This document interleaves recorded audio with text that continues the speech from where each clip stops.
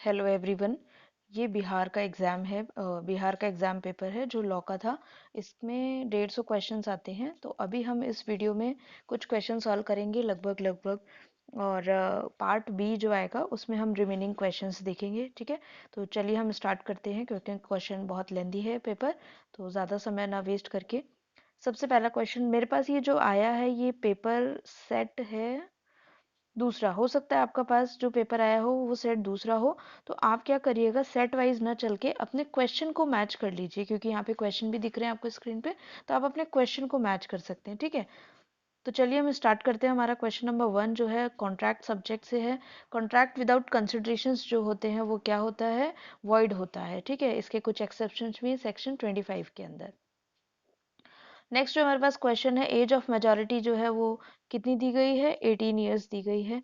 Further question, question number 3 कहता है A gives an offer of rupees 1000 to wholesale whoever finds his lost. ये क्या है, एक तरह का ओपन कॉन्ट्रैक्ट है, ओपन एग्रीमेंट, सॉरी ऑफर है कि जो कोई भी मेरे कुत्ते को ढूंढ के लाएगा उसे 1000 रुपए का प्राइस दिया जाएगा। तो ये कैसा हो गया, जनरल ऑफर है। ठीक है, नेक्स्ट क्वेश्चन की ओर हम चलते हैं। इस क्वेश्चन में देखते हैं when the damages can not be assessed to the party may be awarded by the.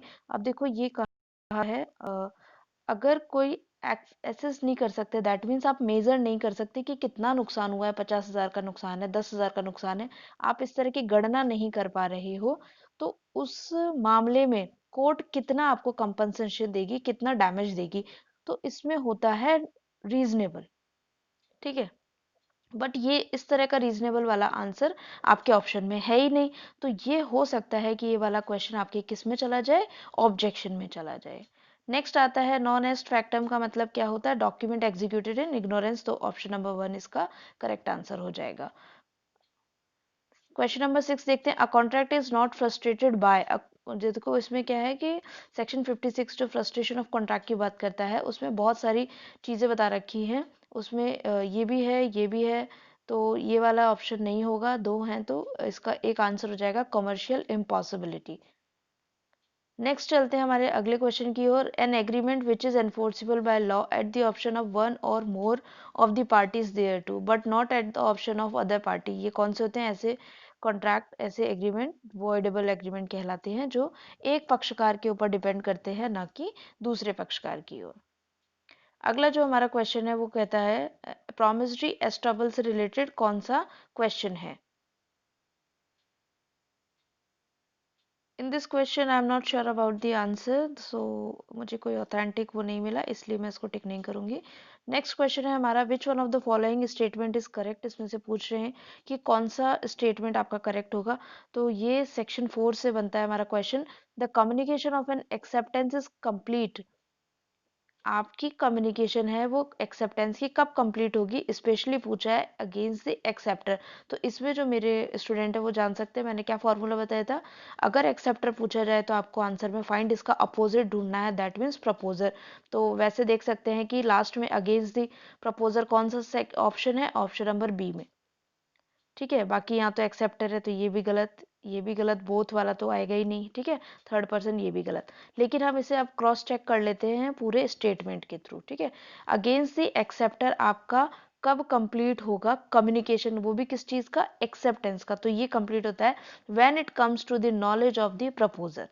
ठीक है, तभी तो एक्सेप्टर क्या होगा, बाउंड होगा, when it comes to the knowledge of the proposer. तो हमारा ऑप्शन नंबर बी करेक्ट हो जाएगा। नेक्स्ट क्वेश्चन हमारा कहता है which is not the correctly match. तो इसमें देखिए आप सभी जानते हैं काफी सारे क्वेश्चंस हैं जो लीडिंग केसेस इससे रिलेटेड हैं। लिक्विडेटेड डैमेज के, ये डनलप न्यूमेट्रिक कंपनी वाला आपको याद होगा, हार्डले वर्सेस बैक्सटन का जो केस है वो आपके 73 section that is breach of contract की बात करता है और डैमेजेस की बात करता है ना, कितना डैमेज दिया जाएगा। तो हमारा जब ये हार्डले वर्सेस बैक्सटन इन्होंने पब्लिक पॉलिसी के साथ अटैच किया तो ये ऑप्शन हो जाता है गलत, और ऑप्शन गलत होते ही हमारा आंसर हो गया सही, क्योंकि ऑप्शन में क्या पूछा था, which is not correctly matched. Okay, next question है इंडियन कॉन्ट्रैक्ट एक्ट में अमेंडमेंट 1997 से कौन सा सेक्शन अमेंड किया गया। तो ये था सेक्शन नंबर 28। ठीक है, तो हमारा option number C correct answer हो जाएगा। नेक्स्ट क्वेश्चन की ओर हम चलते हैं। नेक्स्ट क्वेश्चन हम देखते हैं, the change of the nature of obligation. अब देखो, किसी कॉन्ट्रैक्ट में जो नेचर है उसका अगर उसे चेंज किया जाएगा, ऑब्लिगेशन को, जो शर्तें लगाई गई थी ऑब्लिगेशन को अगर आप चेंज करते हो तो उसे कहते हैं ऑल्ट्रेशन। ठीक है, कई बच्चे से नोवेशन समझेंगे, नोवेशन होता है सब्स्टिट्यूट कर देना पुराने वाले को नए वाले से, तो हमारा आंसर डी करेक्ट हो जाएगा। नेक्स्ट क्वेश्चन है, under section 68 of Indian contract act, ये बात करता है क्वासी कॉन्ट्रैक्ट की, आपको अच्छे से पता है 68 से लेकर 72 जो होते हैं क्वासी कॉन्ट्रैक्ट की बात करते हैं। तो इसमें जो पहला ही है उसमें मैंने ट्रिक बताई थी, non paying guest is finders mistake. That means पहला था माइनर को अगर नेसेसरी के लिए नेसेसिटी होती है और आप उसको कोई चीज़ सप्लाई करते हो तो आप उसके लिए रिम्बर्स कर सकते हो, मतलब क्लेम कर सकते हो, लेकिन वो पर्सन खुद माइनर पर्सनली लाइबल नहीं होगा। तो कहाँ से लेंगे आप उस पैसा अपना रिकवरी? उसकी प्रॉपर्टी से। तो हमारा option number B correct answer हो जाएगा। नेक्स्ट क्वेश्चन है कंटिन्यूइंग गारंटी। ये क्वेश्चन काफी बार आ चुका है और काफी फेमस क्वेश्चन है, 129 section. That means option number B हमारा करेक्ट आंसर हो जाएगा। एन एग्रीमेंट ऑफ वेजर, ये आप सभी जानते हैं, सेक्शन 26 से लेकर के 30 की जो हमारी ट्रिक थी, पहले मैरिज करनी है, मैरिज के लिए आपको कुछ खाना खाना पड़ेगा, तो बिजनेस करना है, बिजनेस कैसे होते हैं, बिजनेस में कोर्ट केसेस होते ही होते हैं और कोर्ट केसेस सब कैसे होते हैं, अनसर्टेन होते हैं। ठीक है, और जो चीज़ अनसर्टेन होती है वो एक तरह से क्या होती है, जुआ, जो कि क्या होता है, वेजर। तो वेजर वाले ये सब 36 से लेकर 30 तक क्या थे, वॉइड।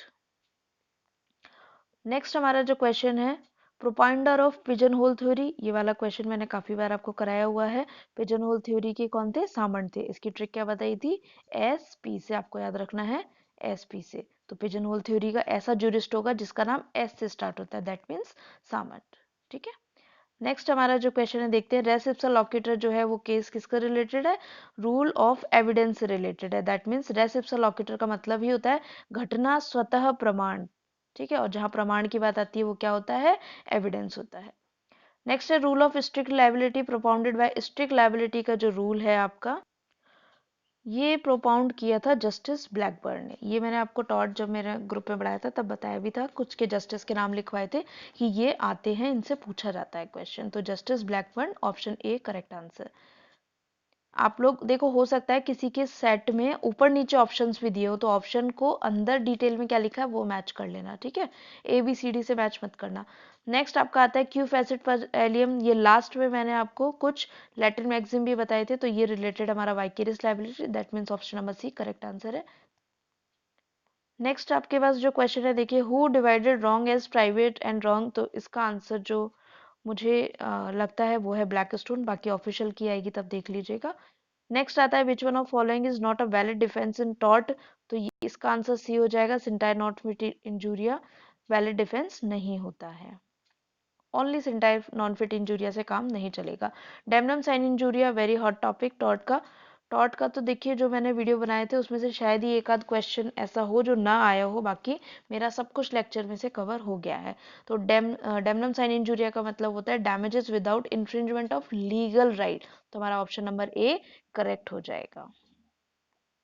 नेक्स्ट क्वेश्चन है duty under the law of tort is, देखिए जो लॉ ऑफ टॉर्ट होता है वो जजमेंट इन रैम होता है, और रैम का मतलब public at large, to world at large, तो हमारा ऑप्शन नंबर बी करेक्ट हो जाएगा।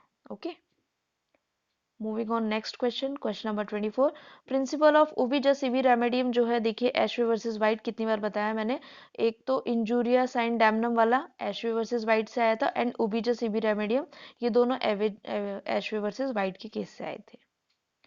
नेक्स्ट है the liability of independent tortfeasor कैसी होती है, ऑलवेज सेवरेबल होगी, और अगर यहाँ पे इंडिपेंडेंट टॉर्ट फीजर नहीं होता तो आंसर होता है आपका C, jointly and severally liable. Okay, next question है rule of absolutely liability implies, rule of absolute liability के अंदर जो है कौन सा वाला आता है, इसका मतलब होता है स्ट्रिक्टर देन स्ट्रिक्ट लाइबिलिटी। इसका रूल मैंने बताया था, स्ट्रिक्ट लाइबिलिटी के क्या होते हैं, कुछ एक्सेप्शंस थे। ठीक है, डिफेंस जिसे कहते हैं, है ना, जिसमें से बच सकते हो आप, तो स्ट्रिक्ट लाइबिलिटी में से जब हम उन एक्सेप्शन को माइनस कर देते हैं तो हमारे पास अब बचने का कोई गुंजाइश नहीं बचा, हमें कंपनसेशन देना ही पड़ेगा। We are responsible for our act, जो भी हमारी वजह से दूसरे को नुकसान हुआ है। तो अब जो हमारी लाइबिलिटी उत्पन्न होती है उसे कहते हैं एब्सोल्यूट लाइबिलिटी। ओके, तो ऑप्शन नंबर सी करेक्ट हो जाएगा। नेक्स्ट क्वेश्चन है to succeed in a case for tort of negligence. इसमें भी मुझे थोड़ा डाउट था तो मैंने इसे लेफ्ट कर दिया है। नेक्स्ट देखते हैं हम question number 28। No action lies for defamation. Defamation का केस इनमें से किस जो ऑप्शन दिए गए हैं उनमें नहीं होगा? तो टेलीग्राम ओपन होता है, कर भी रहे हैं, थर्ड पार्टी इन्वॉल्व है, हमेशा याद रखिए पब्लिकेशन होना जरूरी है। 3 एसेंशियल एलिमेंट्स बताए थे मैंने डिफेमेशन के, उसके थ्रू आप चलिएगा। ये है, इसकी थ्रू होती है, पोस्ट कार्ड ओपन होता है, इसमें भी होती है। बट ऐसा लेटर जो आपने लिख के रख लिया बट पोस्ट नहीं किया, यहाँ पर आप डिफेमेशन के लिए लायबल नहीं है। तो ऑप्शन नंबर डी करेक्ट हो जाएगा। देखिए क्या लिखा है, no action lies for defamation, तो आप डिफेमेशन के लिए लायबल नहीं है। नेक्स्ट क्वेश्चन है which of the following is a defence of tort for nuisance. Nuisance के लिए कौन सा होगा? प्रेस्क्रिप्शन भी होता है, स्टैट्यूटरी अथॉरिटी भी होता है, और इस वजह से हमारा answer number C both correct हो जाएगा। नेक्स्ट है रूल ऑफ डी मिनिमिस नॉन क्यूरेट लैक्स। ट्रिफलिंग एक्ट्स के लिए कोर्ट क्या नहीं लेता? कॉग्निजेंस नहीं लेता, तो इसमें हमारा आंसर बी करेक्ट हो जाएगा। नेक्स्ट चलते हैं हम क्वेश्चन नंबर नेक्स्ट क्वेश्चन 31 की ओर।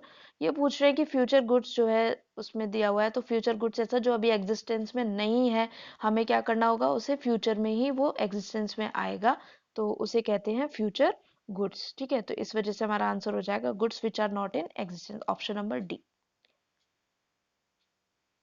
32 एंड 33 को छोड़ दीजिए। 33 तो सिंपल है, कैविएट एम्प्टर का पूछा था, ये मैंने बता ही दिया था।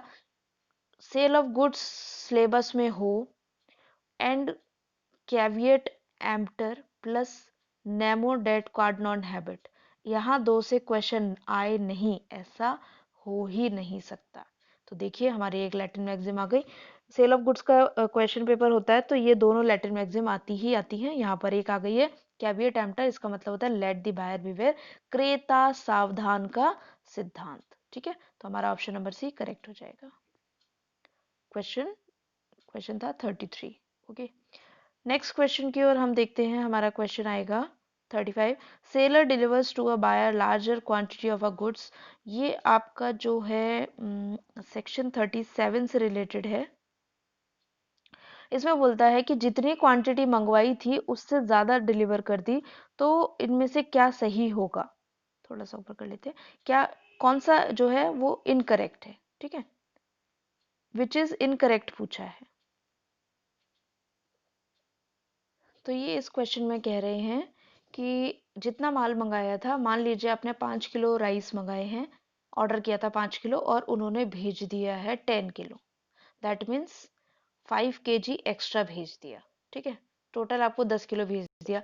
तो अब आपके पास क्या ऑप्शन है, क्या कर सकते हो? तो जो सेक्शन 37 में मेंशन है स्पेसिफिकली बेयर एक्ट में, वो है आपके पास कि आप पूरा रिजेक्ट कर सकते हो, ये मेंशन है स्पेसिफिकली, या आप पूरा एक्सेप्ट कर सकते हो, या फिर ओनली जो आपने ऑर्डर किया था वो एक्सेप्ट कर सकते हो, बाकी का रिजेक्ट कर सकते हो। ठीक है, तो अब ये क्वेश्चन तो था हमारा कि कौन सा इनमें से इनकरेक्ट स्टेटमेंट है।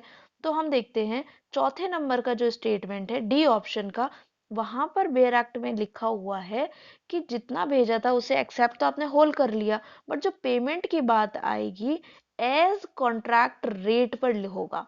वहां जो वर्ड यूज है वो है कॉन्ट्रैक्ट रेट।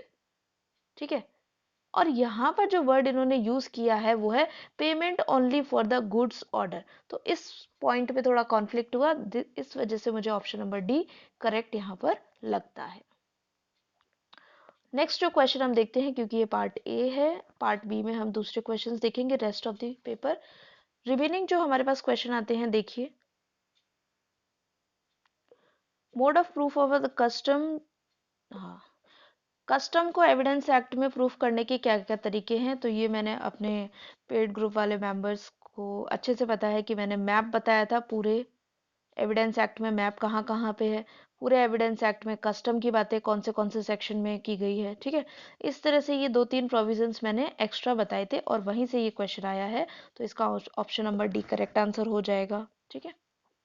नेक्स्ट क्वेश्चन है, पकाला नारायण स्वामी का केस डाइंग डिक्लेरेशन से रिलेटेड है, आप सभी जानते हैं इस चीज को। डॉक्ट्राइन ऑफ एस्टोबल क्या है, एक सब्सटैंटिव लॉ है, ऑप्शन नंबर ए करेक्ट हो जाएगा इसमें। नेक्स्ट है क्वेश्चन नंबर 54 कहता है presumption as to abetment of suicide by a married women, ठीक है। तो ये कौन सा आएगा, इसमें आएगा 113 ए, क्योंकि 113 बी में तो क्या है, सुसाइड से रिलेटेड प्रिजम्पशन है, ठीक है। नेक्स्ट आएगा जाहिरा शेख वाला, जो ये आएगा इसमें आपको कंफ्यूज करने के लिए ये ऑप्शन दिया गया है, बट इसका जो करेक्ट आंसर होगा वो ए होगा, बेस्ट बेकरी केस 2004। नेक्स्ट आएगा 2002 के जो अमेंडमेंट्स हुए सीपीसी, आप सभी लोग जानते हैं, जो डिले होता है, प्रोसीजर लेंदी होता था, उसको कम करने के लिए बनाया गया था। उसका मेन ऑब्जेक्ट जो था कि जो सिविल प्रक्रिया होती है उसमें लंबे लंबे मामले चलते हैं, उसे कम किया जाए, कट शॉर्ट किया जाए।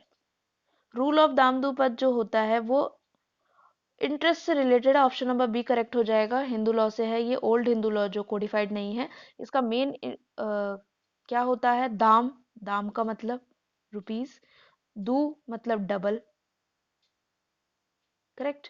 इसका मतलब ये था, मान लीजिए किसी पर्सन ने आपसे लोन लिया है, 10,000 रुपीज लोन लिया है, अब आप उसका इंटरेस्ट जो लगा रहे हो 10,000 पे, मान लीजिए 1100 10,000 के आप 12,000 ले रहे हो, 13,000 ले रहे हो, ठीक है। तो आप उसके लीगल एयर से जो बच गए हैं, उसके कोपार्टनर, उनसे किसी भी परिस्थिति में, किसी भी परिस्थिति में डबल अमाउंट तक का इंटरेस्ट नहीं ले सकते। दाम का मतलब जो पैसा है वो, दू का मतलब डबल, ठीक है। इसका मतलब होता है कि आपने 10,000 रुपये उधार दिए थे, तो उसका इंटरेस्ट आप ले सकते हैं, कितना भी ले सकते हैं, बट किसी भी परिस्थिति में आप उसका डबल से ज़्यादा नहीं ले सकते। That means 10,000 original amount plus 10,000 रुपये इंटरेस्ट के, टोटल हो गए 20,000। 20,000 रुपये से आप ज़्यादा नहीं उससे वसूल करेंगे। ये था रूल ऑफ दाम दूपत, तो हमारा ऑप्शन नंबर बी करेक्ट हो जाएगा। नेक्स्ट आता है सीपीसी का क्वेश्चन है कि कमीशन जो है लोकल इन्वेस्टिगेशन करने के लिए कमीशन इशू किया जाएगा। तो इस कमीशन का जो ऑर्डर है, ऑर्डर तो सबको पता है, बट इन्होंने रूल पूछ लिया है, तो इसका था रूल 9। तो हम देख ले रूल 9 में से कौन सा है ये। अच्छा, मैंने ये भी कहा था कि रोमन में सीख लीजिएगा लिखना, बिकॉज आरजीएस में गड़बड़ हो गई थी बच्चों के साथ। जो हिंदी मीडियम के स्टूडेंट थे वो सिर्फ हिंदी में पढ़ के आए थे, जैसे 36 ऐसे लिखना है, तो उन्होंने सोचा कि हिंदी में तो वैसे ही आएगा, तो बट गड़बड़ हो गई थी, रोमन में ही आया था हिंदी में भी, ठीक है। तो आपको देखना है, इसका ऑप्शन नंबर सी हो जाएगा। मुझे ऐसा लग रहा है कि कुछ क्वेश्चंस यहाँ से स्किप हो गए हैं शायद, है ना। नहीं नहीं, स्किप 56, 56 के बाद 57, नहीं सही चल रहे हैं, ओके। रिव्यू जो है, हमारे सीपीसी में रिव्यू के बारे में पूछा है। रिव्यू का ऑर्डर कौन सा है, अगर आपको ऑर्डर पता है तो ये बिल्कुल सीधा सिंपल हो जाएगा, रूल नंबर 1 ही है। बट यहाँ पर गेम ये खेल दिया इन लोगों ने, ऑर्डर डिफरेंट कर दिया, तो आपको ऑर्डर पता होना चाहिए। तो रिव्यू का जो ऑर्डर है वो है ऑर्डर नंबर 47। तो हम देखते हैं 47 कैसे लिखते हैं, ये भी आपको आना चाहिए था। एक्सेल को क्या लिखते हैं, 40, ये होता है 40 + 5 45, 45 6 एंड 47। तो देखो ऐसा कौन सा लिखा हुआ है, option number A, rule 47 and sorry order 47 and rule 1। Next है कैविएट जो है कितने दिन के लिए अवेलेबल होती है, वो है हमारा 90 days, that means option number C correct हो जाएगा, ठीक है। नेक्स्ट आता है classification of compounding offences, compoundable and non compoundable offence. तो आपको पता होगा सीआरपीसी में कंपाउंडेबल ऑफेंस जो है 320 के अंदर लिस्ट दी गई है। सिर्फ एक ही जगह है जहां पे कंपाउंडिंग होती है, और ये ऐसा लिखा भी है उस सेक्शन में कि इस सेक्शन के अलावा कहीं पर भी कंपाउंड नहीं होगा। तो हमारा option number C, that means section 320 is correct answer. Compoundable and non compoundable की बात की गई है इन्होंने, बेलेबल एंड नॉन बेलेबल की बात नहीं की है। तो जो बच्चे शेड्यूल शेड्यूल लगा के आए हैं वो आंसर इनका गलत हो जाएगा, ठीक है। नेक्स्ट आता है अ confession under section 164 CrPC recorded by, ये मैंने बहुत अच्छे से पढ़ाया था। कन्फेशन के लिए जुरिस्डिक्शन होना नहीं होना कोई मैटर नहीं करता, किसी भी एरिया का एमएम और जेएम क्या कर सकते हैं, आपका कन्फेशन रिकॉर्ड कर सकते हैं। तो हमारा option number A correct answer हो जाएगा, एमएम और जेएम। एग्जीक्यूटिव मजिस्ट्रेट जो लगा के आए हैं, डी ऑप्शन लगा के आए हैं, वो गलत करके आए हैं।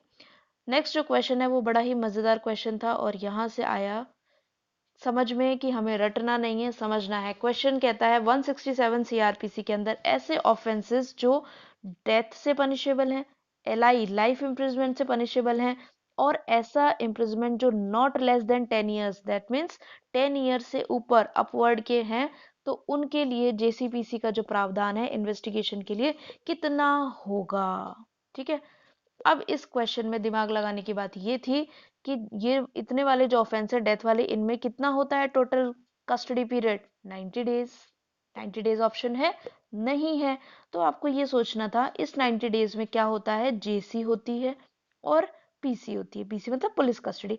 पीसी कितनी होती है किसी भी परिस्थिति में, पीसी कितनी होती है, नॉट मोर देन 15 डेज। तो 90 में से जब 15 को माइनस करेंगे तो हमारे पास जुडिशियल कस्टडी आ जाएगी 75 डेज की। तो यहाँ पर जो और जो ऑप्शन था 60 डेज, तो 60 तो किस में होता है, जो 10 साल से कम के ऑफेंस होते हैं, इसलिए यहाँ पर हमारा आंसर करेक्ट हो जाएगा डी।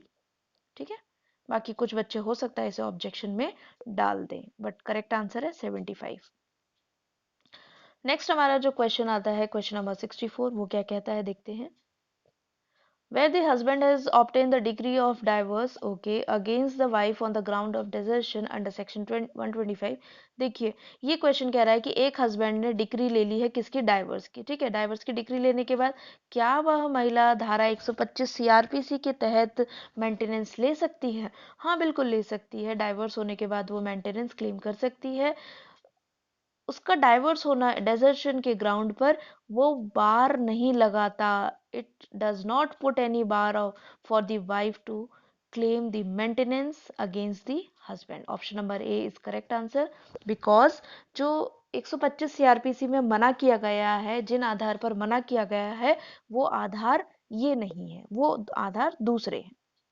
नेक्स्ट क्वेश्चन कहता है कि ऐसा कौन सा सेक्शन है जो medical examination of rape victim से डील करता है? तो वो है हमारा option number 164, sorry option number ए, सेक्शन 164 ए अमेंडमेंट से आया था ये। ठीक है, नेक्स्ट हमारे पास है आर्बिट्रेटर के बारे में जो ये बात करता है, तो इसका ऑप्शन नंबर डी करेक्ट हो जाएगा। पार्टी और चीफ जस्टिस ऑफ इंडिया दोनों इसे क्या कर सकते हैं, जोड़ सकते हैं।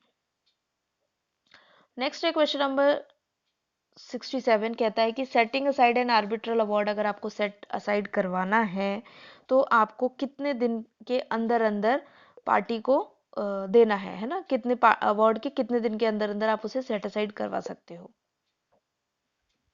तो आर्बिट्रेशन को, अगर आर्बिट्रेशन के अवार्ड को अगर आपको सेटिसाइड करवाना है तो उसकी एप्लीकेशन आपको जो है उसमें लिखा हुआ है must be with in 3 months. ठीक है, उसमें लिखा हुआ है कि may not be extended, 3 month से ज़्यादा की नहीं होनी चाहिए। थोड़ी सी लैंग्वेज डिफरेंट है बट मीनिंग सेम है, तो हमारा ऑप्शन नंबर ए 3 मंथ्स आंसर करेक्ट हो जाएगा। ठीक है, नेक्स्ट है क्वेश्चन अपॉइंटमेंट ऑफ कंसिलेटर, ये भी मैंने बताया था इंपॉर्टेंट है, सेक्शन 64 में आंसर दिया गया है। इससे पहले कंसिलेटर नहीं आता था और इस बार मुझे बहुत ज़्यादा ऐसा अंदर से फीलिंग आ रही थी कि इस साल ज़रूर एक ना एक क्वेश्चन कंसिलेटर से डेफिनेटली बनेगा ही बनेगा। नेक्स्ट है हमारे पास question, small cause court act कब एनफोर्स हुआ था? तो ये हुआ था 1 जुलाई को, तो ऑप्शन नंबर 1 करेक्ट हो जाएगा। अबॉलिश कौन करेगा स्मॉल कॉज कोर्ट एक्ट को? तो मैंने सिंपल सा फंडा बताया था कि जो बनाएगा वही बिगाड़ेगा, दैट मीन्स स्टेट गवर्नमेंट। फिर आता है कि जो प्रियम्बल का हमारा प्रपोजल था वो ड्राफ्टिंग कमेटी के सामने किसने रखा था? तो वो थे PT Jawaharlal Nehru. First meeting पूछ रहे हैं, तो ये कब हुई थी फर्स्ट मीटिंग? ये हुई थी फर्स्ट मीटिंग आपकी 9 दिसंबर। Option number B correct answer हो जाएगा। नेक्स्ट क्वेश्चन है task of making the constitution, कब कॉन्स्टिट्यूशन कंप्लीट हुआ? तो आप लोग 26 जनवरी से कंफ्यूज हो गए होंगे, पता नहीं, but option number A correct है, क्योंकि 26 नवंबर को बन के रेडी हो गया था, बट किसी रीज़न आप सभी जानते हैं, क्योंकि पूर्ण स्वराज की जो मांग की गई थी वो 26 जनवरी का दिन था, इसलिए इन्होंने उसको होल्ड में रखा। कुछ प्रोविजंस को 26 नवंबर को ही एनफोर्स कर दिया गया था, बाकी रेस्ट ऑफ द कॉन्स्टिट्यूशन जो था उसे 26 जनवरी से एप्लीकेबल किया था। नेक्स्ट क्वेश्चन है, the concept of fundamental rights borrowed from the constitution के फंडामेंटल राइट्स कहाँ से आए हैं? यूएस कॉन्स्टिट्यूशन से। कॉन्स्टिट्यूशन स्टार्ट करते ही मैंने पहला जो स्टार्टिंग का लेक्चर था वो यही पढ़ाया था कि कहाँ से बोरो प्रिंसिपल आए हैं। टीपीएसपी का मेन उद्देश्य क्या है? To establish a welfare state. Option number A correct answer है। ऐसी कौन सी कमेटी थी जो पंचायत राज इंस्टीट्यूशन से संबंधित थी? तो आप सभी लोग अच्छे से जानते हैं, बलवंत राय मेहता कमेटी। ये बाकी की कमेटियां भी बहुत इंपॉर्टेंट है, मालीमात कमेटी, संथानम कमेटी बहुत इंपॉर्टेंट है ना। विच कॉन्स्टिट्यूशन अमेंडमेंट को मिनी कॉन्स्टिट्यूशन कहा जाता है? वेरी इंपॉर्टेंट, 42nd अमेंडमेंट को मिनी कॉन्स्टिट्यूशन कहा जाता है। और सीपीसी में ऐसा कौन सा ऑर्डर है जिसे मिनी सीपीसी कहते हैं? Order number 21। नेक्स्ट आता है, who has serve 12th president पूछा है इन्होंने। देखिए इस तरह का क्वेश्चन पिछले साल के पेपर में भी पूछा गया था, वहां पर 11th प्रेसिडेंट पूछे गए थे, ठीक है। तो ये एक फंडा होता है, इसीलिए मैं कहती हूँ PYQs को सॉल्व किया करो, वो बहुत ही इंपॉर्टेंट होते हैं। तो 12th जो प्रेसिडेंट थी हमारी वो थी first women president of India, that is Pratibha Patil. Okay, उससे पहले उनसे पहले कौन थे? APJ अब्दुल कलाम जी थे, ठीक है। नेक्स्ट आता है, who appoints the advocate general of the state. कौन करता है स्टेट के लिए? तो वो है हमारे governor. Option number C correct हो जाएगा आपका। और इनका आर्टिकल आप जानना चाहें तो आर्टिकल है 165। नेक्स्ट क्वेश्चन की ओर हम चलते हैं। Post of deputy prime minister की जो होती है, देखिए ऐसी पोस्ट कॉन्स्टिट्यूशन में मेंशन नहीं है, तो हम कह नहीं सकते कि ये कॉन्स्टिट्यूशनल, तो ये है नॉन कॉन्स्टिट्यूशनल, ठीक है। नेक्स्ट आता है क्वेश्चन नंबर 81, कहता है which part of the constitution idea deals with the finance, property and contract. जिस दिन मैंने कॉन्स्टिट्यूशन पढ़ाया था उस दिन इंडेक्स पढ़ाया था, ठीक है। कुछ बच्चों ने बोला मैम कॉन्स्टिट्यूशन का इंडेक्स वैसे ही इतना लेंदी है, 395 आर्टिकल्स हैं, कौन पढ़ेगा? तो देखिए आया इंडेक्स से क्वेश्चन, कॉन्स्टिट्यूशन के इंडेक्स से क्वेश्चन आया, तो ये है पार्ट 12, दैट मीन्स हमारा option number A correct answer हो जाएगा। नेक्स्ट है, article of Indian constitution talks about the audit of accounts and cooperative societies. तो इसका है आर्टिकल 243Z, इधर देखिए 243ZM, ठीक है। तो ऑप्शन नंबर डी क्या हो जाएगा? करेक्ट हो जाएगा। Audit and accounts of cooperative society की बात करते हैं। नेक्स्ट आर्टिकल है 279 ऑफ इंडिया, ये किसकी बात करता है? कैलकुलेशन ऑफ नेट प्रोसीड की बात करता है, ठीक है। डायरेक्ट क्वेश्चन था। Which of the following cases. अब इस केस में देखो ना, मुझको थोड़ा सा एक जगह मैंने ये पढ़ा भी था और मुझे इसका ऑथेंटिक आंसर मिला नहीं, इसलिए मैं अगर कुछ अपना ओपिनियन दूँ तो वो सही भी नहीं होगा। बट गोलकनाथ केस जो है, मुझे लग रहा है जिन बच्चों ने गोलकनाथ किया है वो एक बार इसे देख लेना, कंसिडर कर लेना। बाकी ऑफिशियल आंसर की का वेट करिए, उन्होंने पता नहीं कहाँ से ये क्वेश्चन लिया है। इसमें जो है 85 में जस्टिस सिकरी आंसर मुझे लग रहा है, मैं पर्सनल अपना ओपिनियन जो देना चाहूंगी, जस्टिस सिकरी, ठीक है। बी एंड डी में कंफ्यूजन है। नेक्स्ट आता है आर्टिकल 14 के अंदर जो कॉन्सेप्ट है इक्वल प्रोटेक्शन ऑफ लॉ का। Equal protection of law, article 14 के अंदर दो बातें आती है, equality before law and equal protection of law. तो हमेशा याद रखना, इक्वालिटी बिफोर लॉ जो बात करता है वो ब्रिटिश कॉन्स्टिट्यूशन से लिया गया है, and equal protection of law की जो बात करता है वो है अमेरिकन कॉन्स्टिट्यूशन, ठीक है।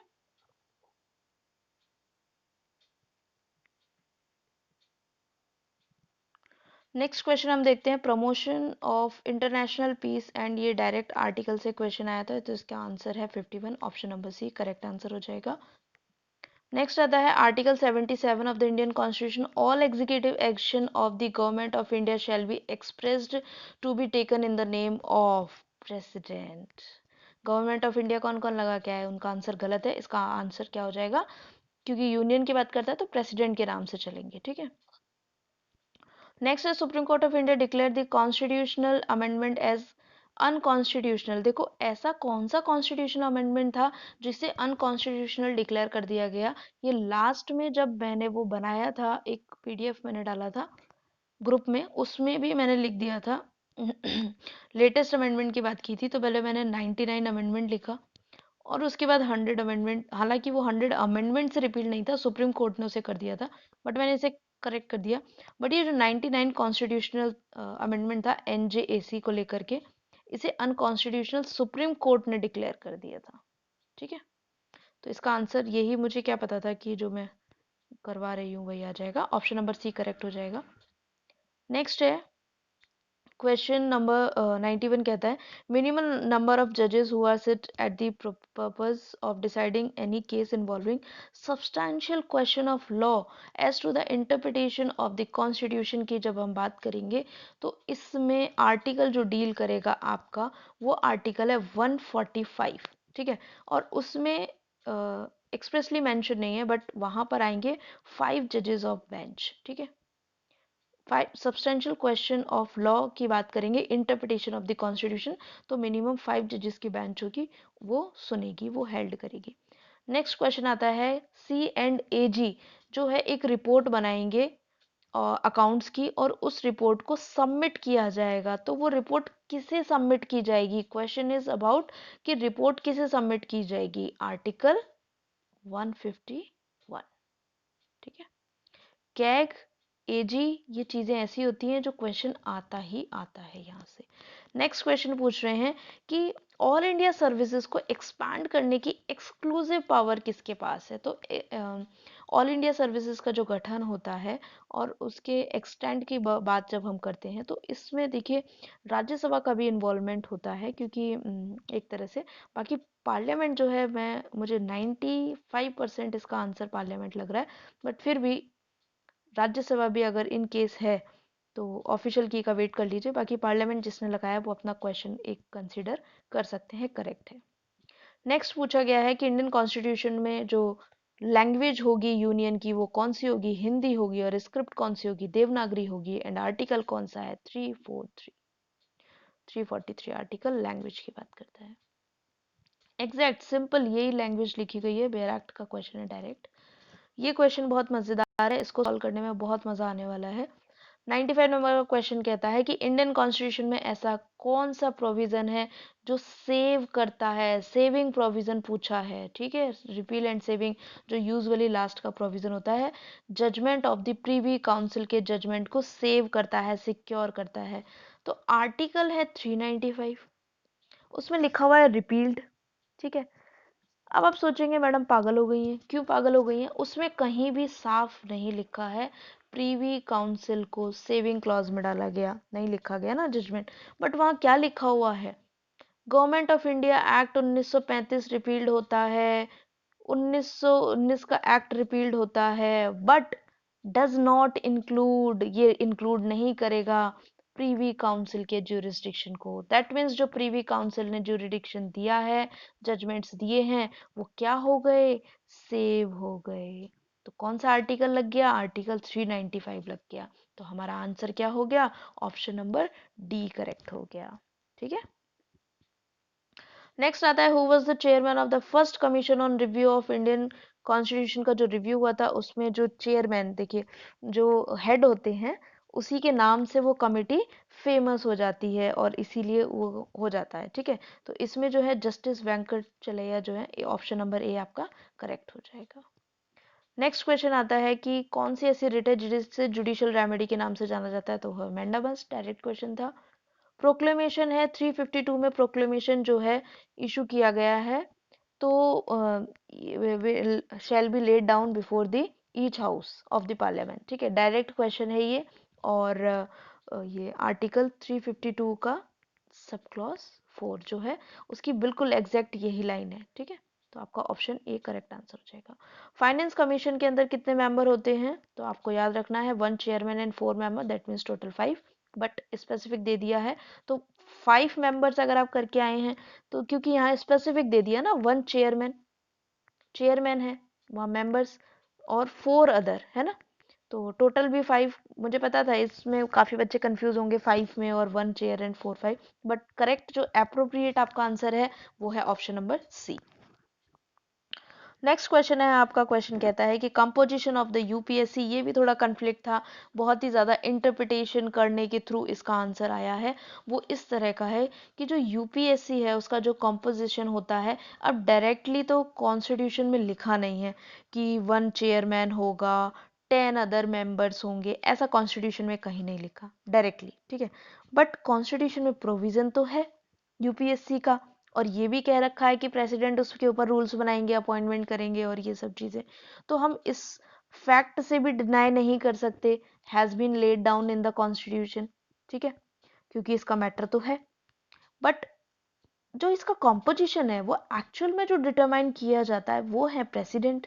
कितने लोग होंगे, कितने मेंबर होंगे, है ना, वो कौन डिसाइड करता है? प्रेसिडेंट। तो ऑप्शन नंबर ए भी इनका बनता है, ऑप्शन नंबर सी भी बनता है, बट जो ज़्यादा बनता है वो है ऑप्शन नंबर सी। मान लीजिए 90% ये बनता है, बट 10% ये भी बनता है ना। तो ये हम देखते हैं ऑब्जेक्शन में जाएगा या क्या जाएगा, बट ऑप्शन नंबर सी, मेरी तरफ से ऑप्शन नंबर सी को लॉक कर ले, ठीक है। बाकी इस पे स्टार लगा ले, कुछ चीज़ें तो आयोग के लिए भी रखनी चाहिए ना, ठीक है। तो इसके साथ ये खत्म होते हैं कुछ क्वेश्चंस यहाँ पर। ये है पार्ट ए। मैं आपको बता दूं, इसका जो पार्ट बी है वो कल अपलोड हो जाएगा या इवनिंग तक आ जाएगा।